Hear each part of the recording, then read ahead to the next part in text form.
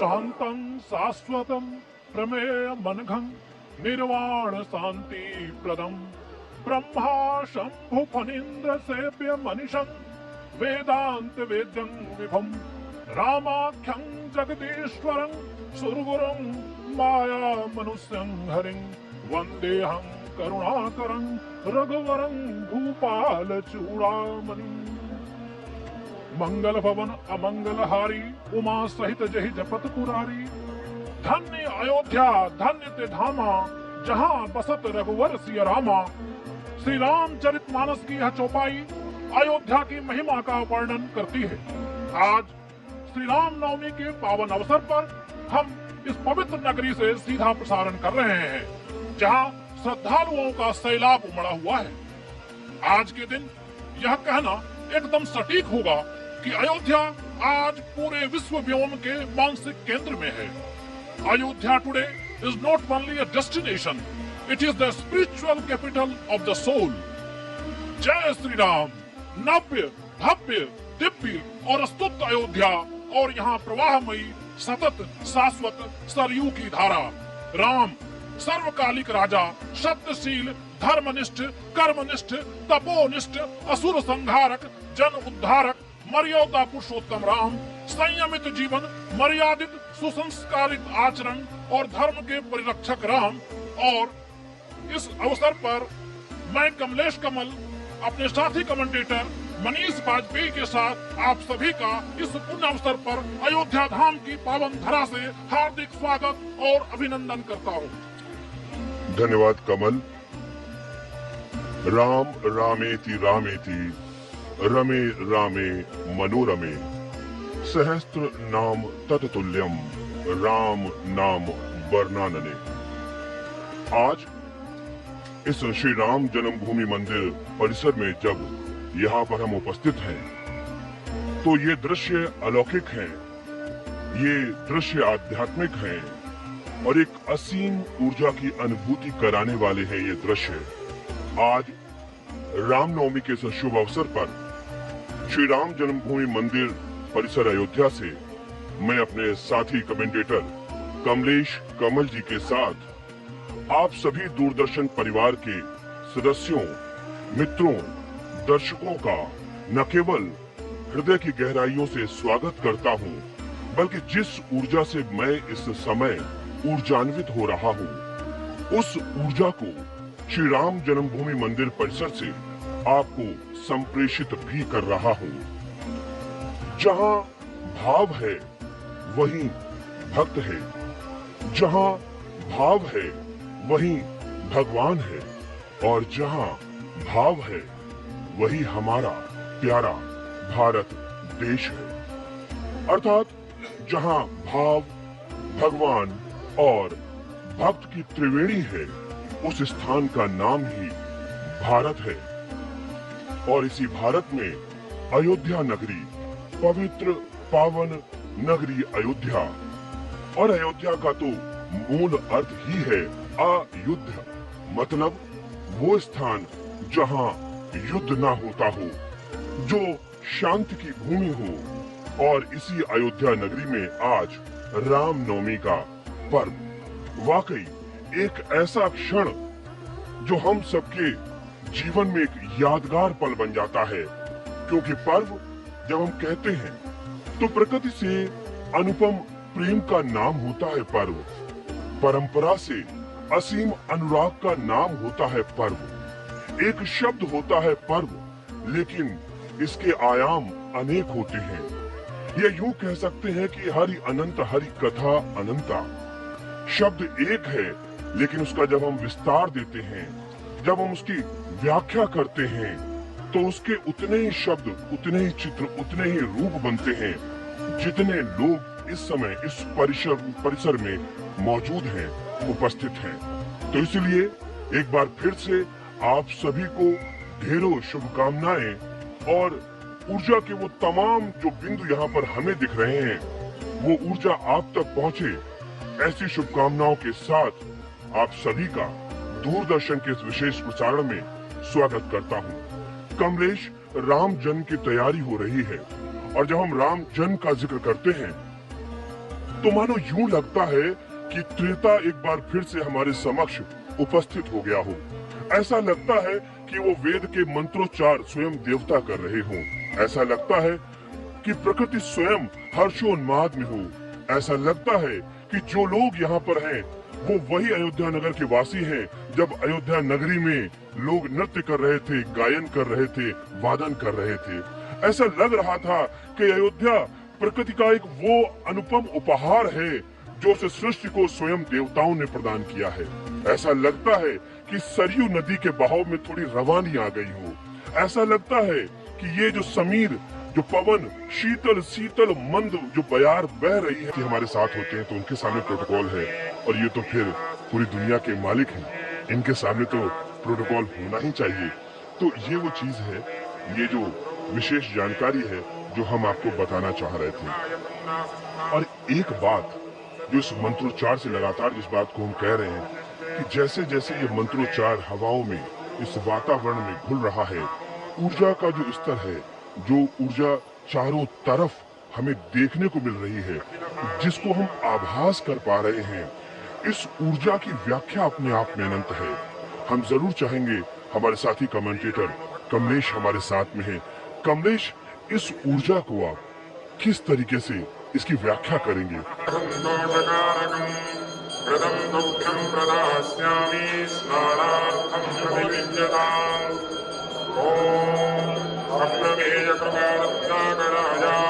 भगवते श्री रामचंद्राय नमः।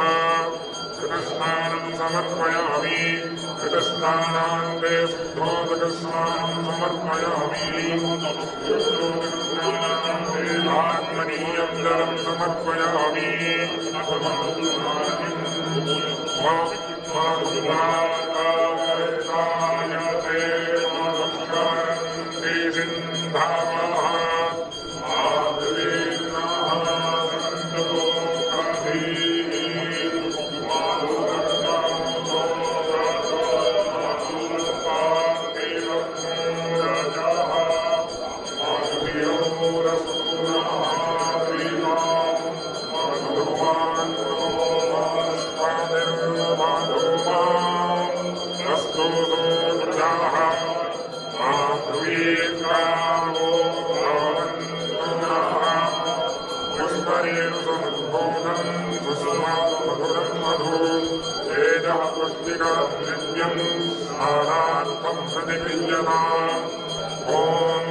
भारतीय भूगोल के अतिरिक्त धरा पर मनुष्य ने पहली बार अपनी आंखें खोली।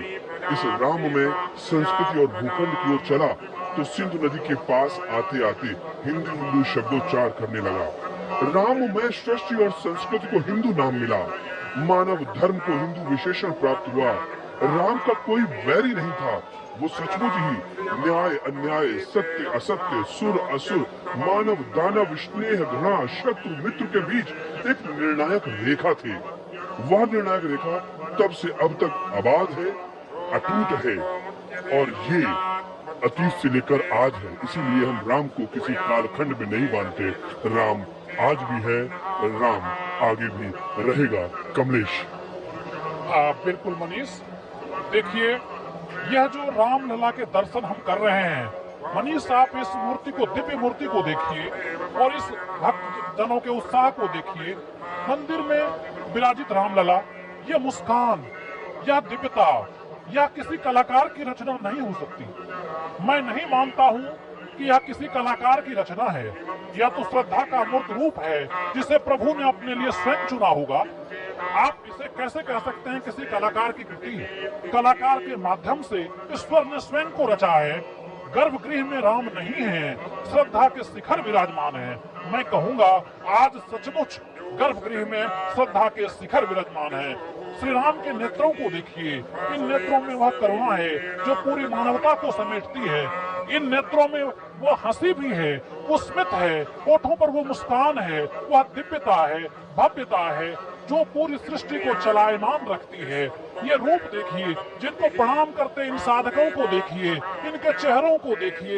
ये आते हैं अपनी अंजुरी में, अपने आंचल में, अपनी आंखों में, अपने भाव में, चित्त में प्रभु श्री राम के उस रूप को समेट कर ले जाना चाहते हैं। बार बार देखते हैं और कोई कोई तो पलट कर देखता है और फिर उस रूप को अपने दिल अंदर सजो लेता है।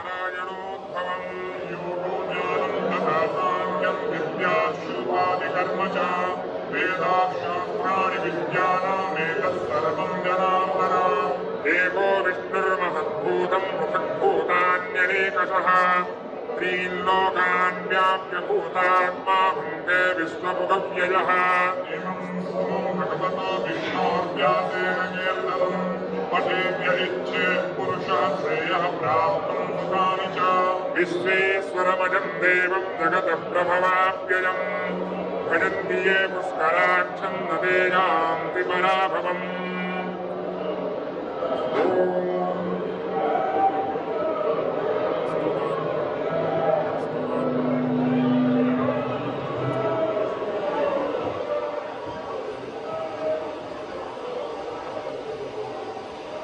दूरदर्शन पर लगातार आप इस विशेष प्रसारण को देख रहे हैं। अयोध्या में श्री राम जन्मभूमि मंदिर में विशेष जो उत्सव है वो इस समय आप देख रहे हैं।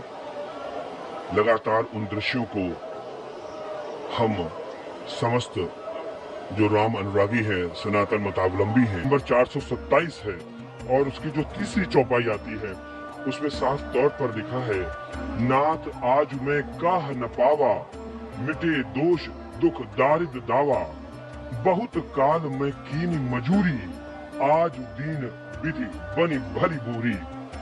हे नाथ, आज मैंने क्या नहीं पाया है, मैंने बहुत समय तक मजदूरी की, विधाता ने आज बहुत अच्छी भरपूर मजदूरी दे दी है। यही बात है, प्रभु राम भारत की अस्मिता के प्रतिबिंब हैं और वहीं वो सामाजिक समरसता के प्रतीक भी हैं। कमलेश, अगर हम राम जी के जीवन का एक अवलोकन करते हैं तो हम पाते हैं कि राम जी ने अपने पूरे जीवन में समाज में कैसे समरसता बने, इसी विचार को प्रतिस्थापित करने का अनुपम कार्य किया है। निषाद राज से उनकी मित्रता अपने आप में अनूठी है। निषाद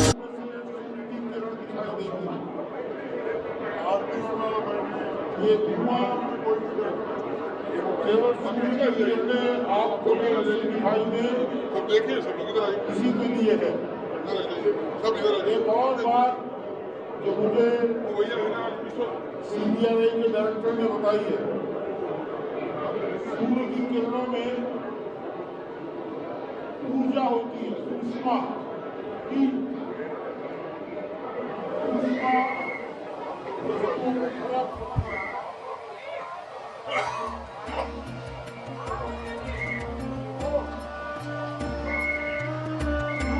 जैसा मैं लगातार आपसे निवेदन कर रहा हूं और जैसा लगातार आप देख भी रहे हैं, जैसा लगातार समय की घड़ियां व्यतीत हो रही हैं और वैसे लगातार हमारा ये विशेष प्रसारण भी अपनी पूर्णता को प्राप्त हो रहा है, क्योंकि हम अपने रामलला के इस जन्मोत्सव के साक्षी बन रहे हैं।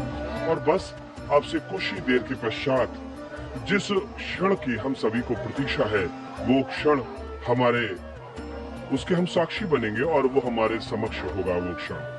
ये लोग जो यहाँ पर खड़े हुए हैं, ये लोग साक्षी हैं, ये श्रद्धा से नतमस्तक हैं, ये आस्था से भरे हुए हैं, ये हाथ जोड़े खड़े हुए हैं, ये आंखें अपने रामलला को निहार रहे हैं।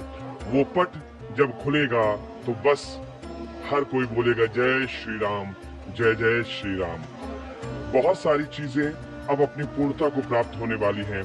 एक तरफ ये कार्यक्रम अपनी पूर्णता को प्राप्त होगा, दूसरी तरफ दूरदर्शन का विशेष प्रसारण अपनी पूर्णता को प्राप्त होगा। तत्पश्चात जो पिछले कई दिनों की लगातार जो हमारे सहकर्मियों की, हमारे वरिष्ठों की, हमारे कनिष्ठों की जो परिश्रम था वो अपनी पूर्णता को प्राप्त होगा। पूर्णता को प्राप्त होगा वो भाव जिस भाव में निबद्ध होकर, आबद्ध होकर तमाम भक्त यहाँ तक आए, कोई सैकड़ों किलोमीटर से। जब मैं कह रहा हूँ कि कोई साधन से आया है और अगर कोई साधनहीन है तो अपनी वो श्रद्धा भाव को साधन बना के होगा अपने लक्ष्य में भी, और कह सकते हैं कि अपने उद्देश्य में भी। बहुत सारी चीजें मेरे मन मस्तिष्क में है, लेकिन मैं अब उस क्षण की प्रतीक्षा कर रहा हूँ जब सूर्य तिलक होने वाला है। और सूर्य तिलक एक ऐसी घटना होगी, एक ऐसा आयोजन है जो कि वाकई बहुत अद्भुत है। जब हम सूर्य का जिक्र करते हैं और भगवान श्री राम के जीवन में सूर्य के महत्व को स्थापित करते हैं, तो भगवान श्री राम सूर्यवंशी हैं। भगवान श्री राम के आराध्य सूर्य हैं, और चूंकि वो सूर्यवंशी हैं, तो यहाँ पर ये समझना, जानना बड़ा महत्वपूर्ण है कि जब रावण से उनका युद्ध हो रहा था, वो निराश हो चले थे, क्योंकि रावण को वो का वध नहीं हो पा रहा था। और उस समय महर्षि अगस्त्य ने जब इस उनकी निराशा को देखा, तो महर्षि अगस्त्य ने भगवान आदित्य हृदय स्तोत्र कहते हैं, ततो युद्ध परिश्रांतम समरे चिंत्या स्थितम रावणम चाग्रतो दृष्ट्वा युद्धाय समुपस्थितम। इसके बाद जब उन्होंने पूरा आदित्य हृदय स्तोत्र सुनाया और उसके बाद में भगवान राम की वो निराशा दूर होती है, यानी कि सूर्य की कृपा होती है। और जब सूर्य की कृपा होती है सूर्यवंशी भगवान श्री राम पर, तो आप सोचिए उसके बाद वो फिर से युद्ध का संहार करते हैं। भगवान श्री राम के जीवन में सूर्य का जो महत्व तब था वो आज भी है। जैसा मैंने लगातार कहा कि श्री राम को समय, जन्म समय, काल निबद्ध करना मुझे लगता है शायद उतना उचित नहीं होगा, क्योंकि राम आज भी है, सूर्य आज भी है, घटनाक्रम आज भी है, वक्त बदल चुका है, लेकिन कमोवेश हम देखते हैं कि आदताई शक्तियां आज भी सर उठाती हैं।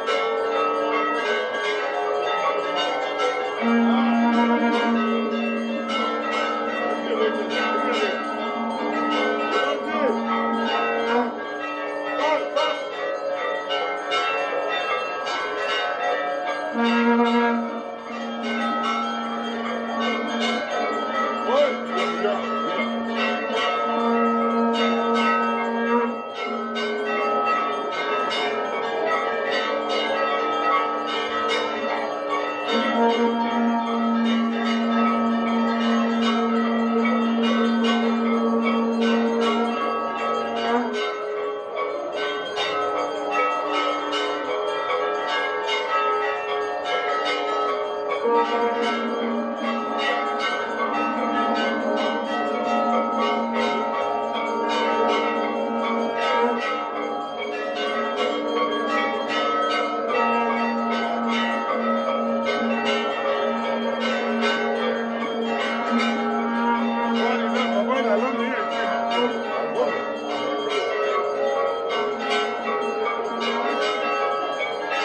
you.